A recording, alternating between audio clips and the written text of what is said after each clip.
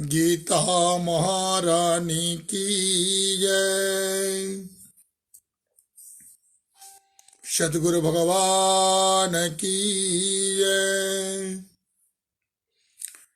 व्यासदेव जी महाराज की जय। शंकराचार्य भगवान की जय। लीलामय पुरुषोत्तम श्री जगन्नाथ स्वामी की जय। उमापति हर हर महादेव की जय। पार्थाय प्रतिबोधितां भगवतां नारायणेन स्वयं व्यासेन ग्रथिता पुराणमुनिना मध्ये महाभारतम्। अद्वैतामृतवर्षिणीं भगवती अष्टादशाध्यायिनीम् अम्ब त्वामनुजं ददामि भगवत् गीते भवद्देशिणी। नमस्तुते व्यास विशाल बुद्धे फुल्लारविन्दाय तवत्प्रणेत्र। येन त्वया भारत तैलपूर्ण प्रज्वालितो ज्ञानमयः प्रदीपः। प्रपन्न पारिजाताय स्तोत्रवैत्रैकपाणये ज्ञानमुद्राय कृष्णाय गीतामृतद्वये नमः। वसुदेवसुतं देवं कंसचाणूरमर्दनम्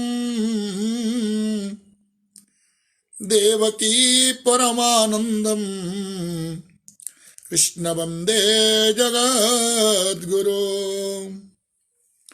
भीष्मद्रोणदडा जयद्रथगळा गन्धारनीलोत्पला शल्यग्राहवती कृपेण वहनी कर्णेन वेलाकुला। अस्वस्थामविकर्णघोरमगरा दुर्योधनावर्तिनी शौतीर्णा खलु रणनदी कैवर्तकः केशवः। पारासज्जवचः सरोजमवलम् गीतार्थगन्धोत्कटम्। नानाख्याननकेसरं हरिकथा सम्बोधनाबोधितम्। लोके सज्जन षट्पदेरहरः पेपीयमानं मुदा भूयात् भारत पंकजं कलिमलं प्रध्वंसिनः श्रेयसे। मुखं करोति वाचालं पंगुलंघयते गिरिं यत्कृपातमहं वन्दे परमानन्दमाधव। गीताशास्त्रमिदं पुण्यं यः पठेत् प्रयतः पुमान् विष्णोः पदमवाप्नोति भयशोकाविवर्जितः। गीताध्ययनशीलस्य प्राणायामपरस्य च नैव सन्ति हि पापानि पूर्वजन्म कृतानि च। मलनिर्मोर्चनं पुंसा जलस्नानं दिने दिने सकृत् गीताम्भसि स्नानं संसारमलनाशनम्। गीतासु गीतकर्तव्यः किमन्यैः शस्त्रविस्तरैः या स्वयं पद्मनाभस्य मुखपद्मात् विनिःसृतः भारतामृत सर्वस्वं विष्णुवक्त्रात् विनिःसृतम् गीता गंगोदकं विद्वा पुनर्जन्म न विद्यते सर्वोपनिषदो गावो दुग्धा गोपालनंदन पार्थोरवश्य सुधीर्भोक्ता दुग्धं गीतामृतं महत् एकशास्त्रं दे भगिपुत्र गीता मेको देवो दे भगिपुत्र एव एको मंत्रतश्च नाम निजानी कर्मप्यकंतः सदेवस्य सेवा जं ब्रह्मा वरुणेन्द्र रुद्रमरुदः स्तुन्वं दिव्यैः स्तवैः ऋवेदैः संगपदक्रमोपनिषदैः गायन्ति यं सामगाः ध्यानावस्थित तद्गतेन मनसा पश्यन्ति यं योगिनो यस्यां तं न विदुः सुरासुरगणा देवाय तस्मै नमः शान्ताकारं भुजगशयनं पद्मनाभं सुरेशं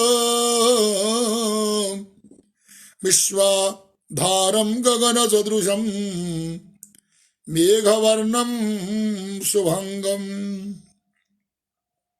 लक्ष्मीकान्तं कमलनयनं योगिविद्यानगम्यं वन्दे विष्णुं भवभयहरं सर्वलोकैकनाथं वृंदावन बिहारी लाल की जय। आज की आनंद की जय। जगत गुरु शंकराचार्य भगवान की जय। बोलो मापति हर हर हर महादेव की जय। सबको जय श्री कृष्ण, जय श्री कृष्ण, जय श्री कृष्ण। आज कथा सत्र में श्रीमद् भगवत गीता के 11वें अध्याय का जो महात्म्य है ये हम लोग सुनेंगे। तब श्री महादेव जी कहते हैं, प्रिय, ये गीता के वर्णन से संबंध रखने वाली कथा एवं विश्व रूप अध्याय के पावन महात्म्य को आप श्रवण करो। विशाल नेत्र बाली पार्वती इस अध्याय का महात्म्य का पूरा पूरा वर्णन नहीं किया जा सकता। महादेव जी बोल रहे हैं, इसके संबंध में सहस्र कथा ही है, एक नहीं सहस्र कथा ही है।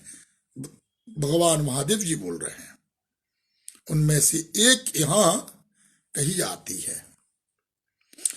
ये प्रणिता नदी के तट पर मेघंकर नाम से विख्यात एक बहुत बड़ा नगर है। उसके प्राकार और गोपुर बहुत ऊंचे हैं। वहां बड़ी बड़ी विशाल शालाएं हैं जिनमें सोने का खंबे शोभा दे रहा है। उस नगर में श्रीमान सुखी शांत, सदाचारी तथा जितेंद्रिय मनुष्यों का निवास है। वहां हाथ में सारंग नामक धनुष धारण करने वाले जगदीश्वर भगवान विष्णु विराजमान है। फिर वे परम ब्रह्म के साकार स्वरूप है। ये संसार के नेत्रों के जीवन प्रदान करने वाले भगवान जगदीश्वर ही है। उनका गौरवपूर्ण शिव विग्रह भगवती लक्ष्मी के नेत्र कमलों द्वारा पूजित होता है। पूजित होता है। फिर भगवान की वह झांकी वामन अवतारी है। मेघ के समान उनका श्याम वर्ण तथा कोमल आकृति है। यह वक्षस्थल पर श्री वत्स का चिन्ह जो है वो शोभा पा रहा है और कमल और विमान में बैठे हुए वनमाला से विभूषित है। कमल विमान से बैठे हुए वनमाला से शोभित है और वे कमल और वनमाला से जब विभूषित होते हैं अनेक प्रकार के आभूषणों से सुशोभित हो भगवान वामन रत्न युक्त समुद्र के सदृश जान पड़ते हैं। आगे पीतांबर से उनके श्याम शरीर जो है वो विग्रह कांति प्रेमी ऐसी प्रतीत होती है। मानो चमकती हुई बिजली से पूरा घिरा हुआ स्निग्ध मेघ श्याम शोभा पा रहा है। उन भगवान वामन का दर्शन करके जीव जन्म एवं संसार के बंधन से मुक्त हो जाता है। और नगर में मेखला नामक एक महान तीर्थ भी है। मेखला नामक एक महान तीर्थ भी है और जिनके स्नान करने से मनुष्य शाश्वत वैकुंठ धाम को ही प्राप्त कर लेता है। वहां जगत के स्वामी करुणावतार भगवान नृसिंह जो है नृसिंह का दर्शन करने से मनुष्य ये 7 जन्मों के किए हुए पाप और घोर पाप जो है उसे छुटकारा पा जाता है। उग्रवीरम महाविष्णु ज्वलंतम सर्वतोमुखम नृसिंहम भीषणम भद्रम मृत्योर नमाम्यहम। जो मनुष्य ये मिथिला में गणेश जी का भी दर्शन कर लेता है वो सारा दुस्तर विघ्नों को पार हो जाता है। उस मेघंकर नगर में कोई शिष्ट ब्राह्मण थे। एक कोई शिष्ट ब्राह्मण रहते थे जो ब्रह्मचर्य परायण और ममता और अहंकार से रहित वेद शास्त्रों से बहुत प्रवीण, ढेर सारी विद्या उनको जानकारी थी। फिर जितेंद्र तथा भगवान वासुदेव के शरणागत भी वही थे। उनका नाम सुनंद ही था। सुनंद प्रिय वे शांग धनु धारण करने वाले भगवान के पास गीता के जो 11वें अध्याय जो विश्वरूप दर्शन है, विश्वरूप दर्शन योग का पाठ किया करते थे सुनंद। और उस अध्याय के प्रभाव से वो ब्रह्म ज्ञान की प्राप्ति भी हो गई। ब्रह्म ज्ञान प्राप्त हो गए। परमानंद संधो मैं पुण्य उत्तम ज्ञानमय समाधि के द्वारा इंद्रियों को अंतर्मुख हो जाने के कारण वे निश्चल स्थिति को प्राप्त हो गए थे और सदा जीवन मुक्त जोगी की स्थिति में रहते थे। एक समय जब बृहस्पति सिंह राशि पर स्थित थे, जैसा 12 राशि है, बृहस्पति एक राशि में होते होते सिंह राशि तक जब प्रवेश किए तब महायोगी सुनंद ने गोदावरी तीर्थ के यात्रा प्रारंभ कर दी। सिंहस्थ बृहस्पति वे क्रमशः विरय तीर्थ, तारा तीर्थ, कपिला संगम और अष्टतीर्थ कपिल द्वार, ऋषि घवन और फिर अंबिकापुरी तथा करस्थापुर आदि क्षेत्रों में स्नान और दर्शन करते हुए विवाह मंडप नामक नगर में पहुंच गए। वहां उन्होंने प्रत्येक घर में जाकर अपने ठहरने के लिए स्थान मांगा, परंतु कहीं भी उन्हें स्थान नहीं मिला। सुनंद ब्राह्मण को अंत में गांवों के मुखिया ने उन्हें एक बहुत बड़ी धर्मशाला दिला दिया। फिर ब्राह्मण ने सखियों सहित रहने के लिए उसके भीतर जाकर रात में निवास कर दिया। सवेरा होने पर जब सवेरा हो गया तब उन्होंने अपने को तो धर्मशाला के बाहर पाया, और किंतु उनके और साथी नहीं दिखाई देते। कहाँ चले गए पता नहीं। वे उन्हें खोजने के लिए चले तो इतने में ही ग्राम पालक जो मुखिया होते हैं से उनकी भेंट हो गई। ग्रामपाल से भेंट हो गई और ग्रामपाल ने कहा, मुनिश्रेष्ठ तुम सब प्रकार के दीर्घायु जान पड़ते हैं और सौभाग्यशाली भी है तथा पुण्यवान पुरुष में तुम सबसे पवित्र हो, ऐसा दिखाई दे रहा है, मालूम पड़ता है। तब पुण्यवान पुरुष हो, मैं तुम सबसे पवित्र हो, तुम्हारे भीतर कोई लोकत्र प्रभाव विद्यमान है, और ये तुम्हारे साथी सब कहाँ गए और कैसे इस भवन से बाहर हुए, इसका पता लगाओ। फिर मैं तुम्हारे सामने इतना ही कहता हूं कि तुम्हारे जैसा तपस्वी मुझे दूसरा कोई नहीं दिखाई देता है, और दिया भी नहीं।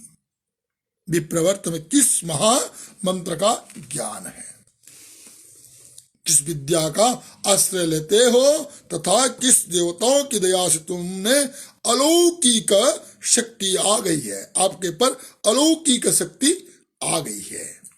भगवान कृपा करके इस गांव में रहो, मैं तुम्हारी सब प्रकार सेवा शुश्रूषा अवश्य ही करूंगा। यह कहकर ग्रामपाल ने, जो मुखिया था, मुनीश्वर सुनंदन को अपने गांव में ठहरा दिया। वह दिन रात बड़ी भक्ति से उनकी सेना करने लगी,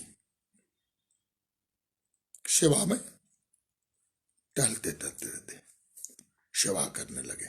फिर जब 7-8 दिन बीत गए तब एक दिन प्रातःकाल आकर वह बहुत दुखी हो महात्मा को सामने रोने लगा और बोला, हाय, आज रात में राक्षस ने मुझे भाग्यहीन की बेटी को चबा लिया है। मेरा पुत्र बड़ा ही गुणवान और भक्तिमान था। विप्रदेव मुनीश्वर ग्रामपाल के इस प्रकार कहने पर जो जोगी सुनंद ने पूछा, कहाँ है वो राक्षस और किस प्रकार उसने तुम्हारे पुत्र का भक्षण कर दिया। ग्रामपाल बोला, मुखिया बोला, ब्राह्मण, इस नगर में एक बड़ा भयंकर राक्षसी रहता है जो नरभक्षी है। वह प्रतिदिन आकर इस नगर में मनुष्य को खा लेती है।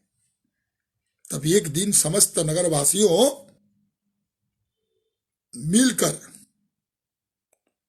उससे प्रार्थना की। बोले, राक्षस सी, तो हम सब लोगों की रक्षा ही कर लो, हम तुम्हारा लिए भोजन की व्यवस्था किए देते हैं, भोजन व्यवस्था करा देते हैं। तब यहाँ बाहर के जो पथिक रात में आकर नींद लेने लगे उनको खा जाना। बोल दिया उनको कि बाहर का वो कोई आता है तो रात को जो यहाँ रहेगा उसको आप खा लेना। तब इस प्रकार नागरिक मनुष्यों ने गांव के मूछ मुखिया को द्वारा इस धर्मशाला में भेजे हुए हैं और पथिकों को ही राक्षस का आहार निश्चित कर दिया। उनका साथ जो आए थे अतिथियों, जो रात में ठहरे थे, शिवाई सुनंद उनको देखा नहीं। बात वही है कि वो राक्षस शायद उसको खा लिया होगा। तुम भी अपने ये प्राणों की रक्षा के लिए ही उन्हें ऐसा करना पड़ा। तुम भी अन्य राहुगरी के साथ इस घर में आकर सोए थे, किंतु राक्षस ने उन सब को तो खा लिया, केवल तुम्हें क्यों छोड़ दिया? दिव्योत्तम, तुम में ऐसा क्या प्रभाव है, क्या शक्ति है कि इस बात को तुम्हें जानते हो? इस समय मेरे पुत्र का एक मित्र आया था, किंतु मैं उसे पहचान न सका, और वह मेरे पुत्र का बहुत ही प्रिय था, किंतु अन्य राहगिरी को साथ उसे भी मैंने उसी धर्मशाला में भेज दिया था। और मेरे पुत्र ने जब सुना कि मेरा मित्र भी उसमें प्रवेश कर गया है, तब वह उसे वहां से ले आने के लिए चल पड़ा, परंतु राक्षस ने उन्हें भी खा लिया। काहे को पहले से वो लोग बोल दिए कि रात को जो यहां ठहरेगा उसको तो खा लेना,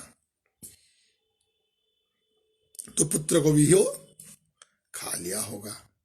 तब आज सवेरे मेरे बहुत दुखी होकर मैं उस पिशाच से पूछा, पिशाचिनी को, राक्षसी को पूछा, ओ दुष्टात्मन, तूने रात में मेरे पुत्र को भी खा लिया क्या? तुम्हारे पेट में पड़ा हुआ मेरा पुत्र जिससे जीवित हो सके, जैसे जीवित हो सके, तो ऐसा कोई उपाय आदि तो मुझे बता दे।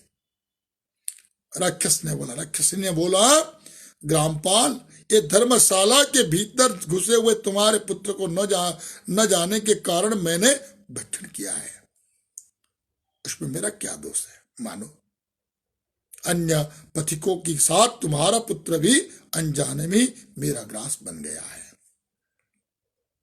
वह मेरे उदर में जिस प्रकार जीवित और रक्षित रह सकता है, वह उपाय स्वयं विद्या ने भी कर दिया है। ये सब विधाता के कारण है, कर दिया है। जो ब्राह्मण सदा गीता के 11वें अध्याय का पाठ करता है, उसके प्रभाव से मेरी मुक्ति होगी और मरे हुआ वो पुनः जीवन प्राप्त हो जाएंगे। जो प्रतिदिन ब्राह्मण 11वें अध्याय भगवत गीता का पाठ करता है, अगर ये चाहे तो मेरा भी उद्धार हो जाएगा। वो जो पुत्र को तेरा मैं खा गई हूं, ये भी प्राण जीवित हो जाएगा, उनका प्राण भी जीवित हो जाएगा, ऐसा बोला। फिर वहां कोई ब्राह्मण रहते हैं जिनको मैंने एक दिन धर्मशाला से बाहर कर दिया था। वे निरंतर गीता के 11वें अध्याय का जाप करते करते क्या करते थे, तब इस अध्याय के मंत्र से 7 बार अभिमंत्रित करके यदि वे मेरे ऊपर जल का छिटक दे दे तो निस्संदेह मेरा शाप से उद्धार हो जाएगा। ब्राह्मण से बोले, इस प्रकार उस राक्षस का संदेश पाकर तुम्हारे निकट आया हूं। तब ब्राह्मण ने पूछा, ग्रामपाल, जो रात में सोए हुए मनुष्यों को खाता है, वह प्राणी किस पाप से राक्षस हुआ है, पहले ये सोचो। तब ग्रामपाल बोला, मुखिया ब्राह्मण, पहले इस गांव में कोई किसान ब्राह्मण रहता था। एक दिन वह अगहनी के खेत की क्यारियों को रक्षा करने के लिए लगा था। वहां से थोड़ी ही दूर पर एक बहुत बड़ा गिद्ध किसी राही को मार कर खा रहा था। फिर आगे उसी समय एक तपस्वी कहां से आ निकले, जो उस राही को बचाने के लिए दूसरे ही दया दिखाते आ रहे थे, और गिद्ध उस राही को खाकर आकाश में उड़ गया। तब तपस्वी ने कुपित होकर उस किसान रूपी ब्राह्मण को कहा, ओ दुष्ट हलवावे, तुम्हें धिक्कार है। तो बड़ा ही कठोर और निर्दयी है, जो दूसरे की रक्षा से मुंह मोड़कर केवल पेट पालने के लिए धंधे में लगा रहा है। मेरा जीवन नष्ट प्राय है। अरे जो चोर, दाढ़ वाले जीव, सर्प, शत्रु, अग्नि, विष, जल, गीत, राक्षस, भूत तथा बेताल आदि के द्वारा घायल हुए मनुष्य की शक्ति होते हुए भी उपेक्षा करता है, वह उनके वध का फल पाता है, वध करने का फल पाता है।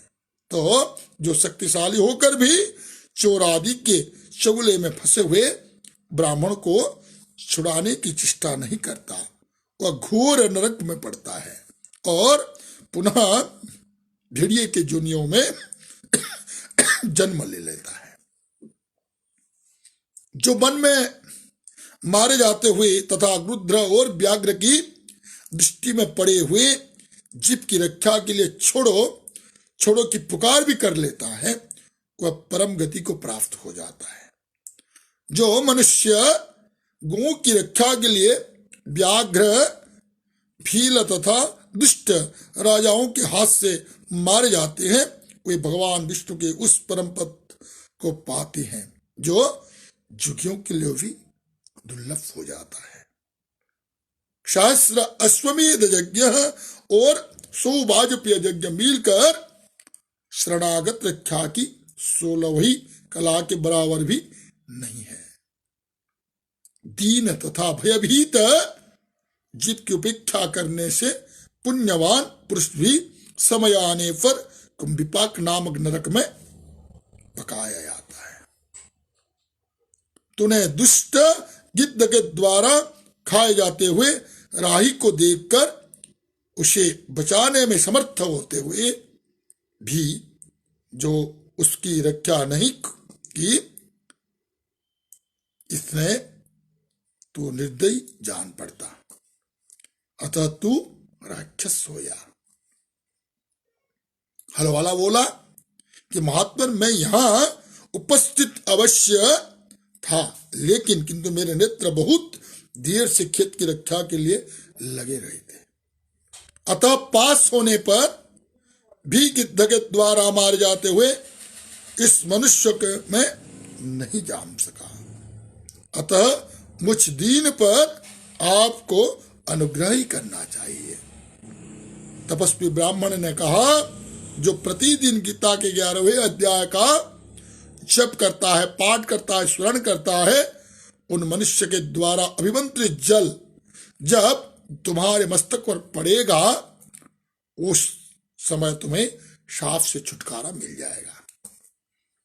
यह कहकर तपस्वी ब्राह्मण चले गए और वह हलवा राक्षस हो गया। जो हलवाला था, वो हलवा वाला था, वो राक्षस हो गया। हे द्विशिष्ट, तुम चलो और 11वें अध्याय से तीर्थ के जल को अभिमंत्रित करो और फिर अपने ही हाथ से उस राक्षस के मस्तक पर छिड़क दो। ग्रामपाल की यह सारी प्रार्थना सुनकर ब्राह्मण का हृदय करुणा से भर गया। वे बहुत अच्छा कहकर उसके साथ राक्षस के निकट चल पड़े। वे ब्राह्मण जोगी थे। उन्होंने विश्वरूप दर्शन नामक 11वें अध्याय से, जो भगवत गीता में 11वां अध्याय है, वो विश्वरूप दर्शन योग है, तो चल अभिमंत्रित करके उस राक्षस के मस्तक पर छिड़क दिया। गीता के अध्याय के प्रभाव से वह शाप से तो मुक्त हो गया और उसने राक्षस देह का परित्याग करके चतुर्भुज रूप धारण कर लिया तथा उसने जिन सहस्त्रपतिकों को भक्षण किया था, वे भी शंख चक्र एवं गदा धारण किए चतुर्भुज रूप हो गए, जिन जिनको खाया था। तत्पश्चात वे सभी विमान पर बैठकर चले गए, आरूढ़ हो गए। इतने में ही ग्रामपाल के कहता हुआ बात को सुनकर राक्षस ने कहा, निशाचर, मेरा पुत्र कौन है, उसे मुझे दिखा दे। मेरा पुत्र जो है उसको मुझको दिखा दे, मुझे दिखा दे। तब उसके यो कहने पर दिव्य बुद्धि वाले राक्षस ने कहा, ये जो तमाल के समान श्याम चार भुजाधारी मणि माणिक्य मोय मुकुट से सुशोभित तथा दिव्य मणियों की बने हुए कुंडल से अलंकृत है और हार पहनने के कारण जिनके कंधे मनोहर प्रतीत होते रहते हैं और जो सोने के भुजबंधों से विभूषित है, कमल के समान नेत्र वाले, स्निग्ध रूप तथा हाथ में कमल लिए हुए हैं और दिव्य विमान पर बैठकर देवत्व को प्राप्त हो चुके हैं, इन्होंने अपना पुत्र समझो।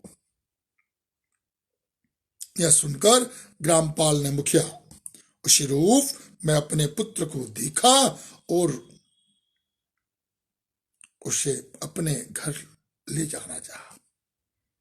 देखा और घर लेने के लिए चाहा। तब यह देख उसका पुत्र हंस पड़ा और उसे कहने लगा। पुत्र बोला, ग्रामपाल मुखिया, पिताजी, कई बार तुम भी मेरे पुत्र हो चुके हो। पहले मैं तुम्हारा पुत्र था, किंतु अब देवता हो गया हूं। मैं देवता हो गया हूं और इन ब्राह्मण देवता के प्रसाद से वैकुंठ धाम की ओर जाऊंगा। देखो, यह निशाचर भी चतुर्भुज रूप को प्राप्त हो गया है। 11वें अध्याय विभूति योग का महात्म्य से यह सब लोगों के साथ श्री विष्णु धाम की ओर जा रहा है।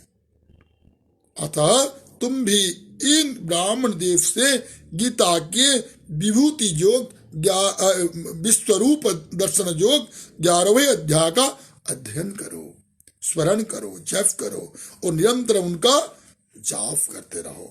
विश्वरूप दर्शन योग 11वें अध्याय, इसमें संदेह नहीं कि तुम्हारे भी ऐसी ही उत्तम गति प्राप्त हो जाएगी।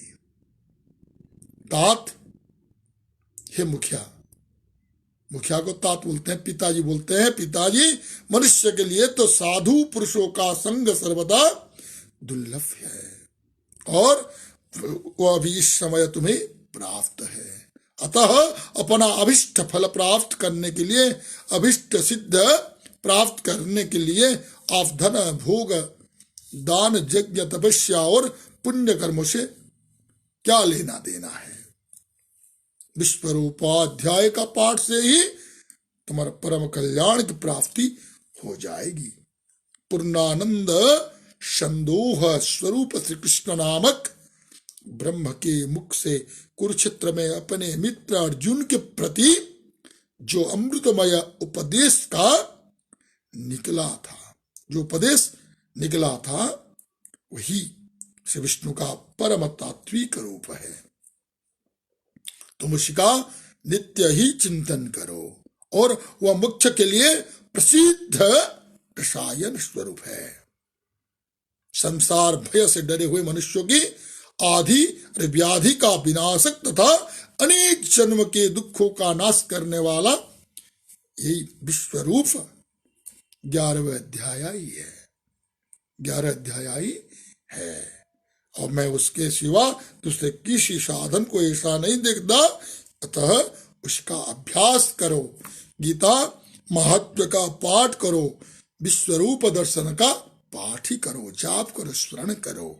श्री महादेव जी कहते हैं कि जो यह कहकर वह शब्द के साथ विष्णु के परम धाम पर चल पड़े। तब ग्रामपाल ने ब्राह्मण के मुख से उस अध्यायों का 11वें अध्याय का विश्वरूप दर्शन जो है उसको पढ़ा, सुना, जाप करा। फिर वे दोनों ही उसके महात्म्य से विष्णु धाम की ओर चल पड़े। हे पार्वती, इस प्रकार ही तुम्हें 11वें अध्याय के महात्म्य कथा मैं सुना दी।